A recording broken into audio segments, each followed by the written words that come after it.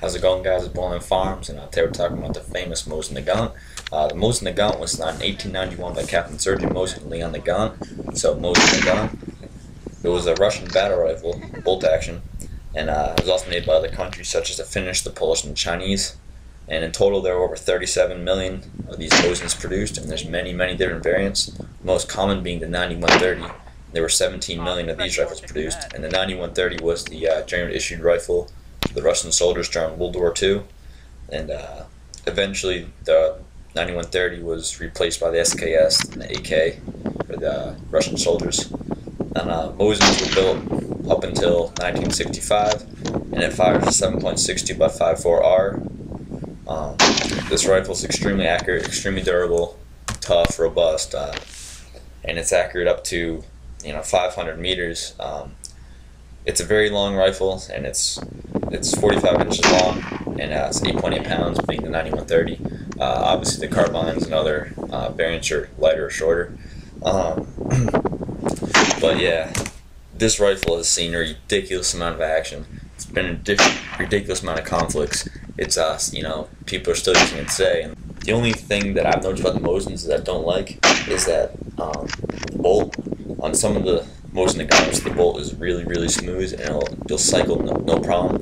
And then other bolts, it's a lot more stiff. So when you're buying a Mosin, it's probably been sitting in a box for many years. So you might want to cycle the bolt a few times to see if it's smooth or not, and because you don't want a stiff action.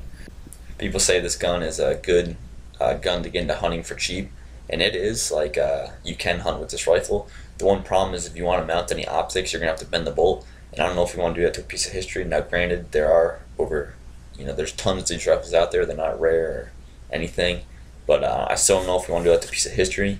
And these rifles are relatively cheap, and I'll get on that in a moment. But you can actually buy two. You can have one as as was made by the commies, and you can have your other one that's your sporter. Put the synthetic stock, bend the bolt, and optics, flashlights, whatever you want to do. The options are endless in there. It's your rifle. A lot of people also say that this is a good gun for zombies or shit hits the fan or any sort of trial situation, and it is. Like these are cheap firearms. Used to be you could find a Mosin for about $95 to like $100. That's not the case anymore. They have gone up in price. You generally see Mosins now for about $110 to $140. I got mine for $120. My buddy got his last weekend for $95, and so you can find good deals. There's many out there. The thing is people think, oh, it's a cheap piece of shit. It's not. It's just that there's so many made that they're so cheap. But anyways, back to the zombies, a survival situation. It's an accurate rifle, reliable. So yes, you would think it would be good for zombies or whatever. The one thing is that it only holds 5 rounds. 5 plus 1. You can put 5 plus 1 in there. And and also the other thing is it's not you don't have a lot of rounds in there. And also, it's not magazine fed, so it's not the fastest to reload. So that's the two drawbacks: not magazine, low round capacity. But the main plus is that they're so cheap. So you can arm 10 men for $1,000, and you can have a good little zombie hunting squad for $1,000. 10 guns.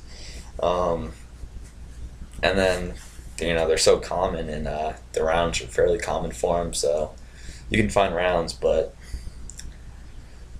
I mean, if the zombies ever do come, or I guess when they come, where if you can get your hand on a couple Mosins, that's great. But I would recommend other firearms such as ARs, AKs. The Mosin would work, but it wouldn't be my first pick. That's just me. Just because it's not magazine fed, so it takes longer to reload, and the fact that it only holds 5 rounds. So you can put a bayonet on them, so when the zombies are real close, just bayonet them. Don't worry about running out of ammo. But I mean, I personally don't want to be bayoneting or stabbing zombies. I want to be picking them off from a distance. So if you are going to get a Mosin and you're going to tack it out to be a zombie killer, a zombie slayer, you're going to want to put a synthetic stock on there. You're going to want to bend the bolt, and you're going to want to put some optics, some sort of optics on there. So that'd be my suggestion if you're going to pack out your Mosin, and you can do it pretty cheap. Just look online for parts. You know. So that's it. That's the Mosin Nagant. You know, just to summarize, 7.62 by 5.4, very reliable, pretty darn cheap, cheap to shoot, seen a ridiculous amount of action, a historic firearm, and a great gun, great buy. You know, it's got a lot of power behind that. And the 9130s, they don't kick at all because they're so long. The carbines kick a lot harder, but 9130s don't kick. So here's the famous Mosin Nagant. Just a better look at it.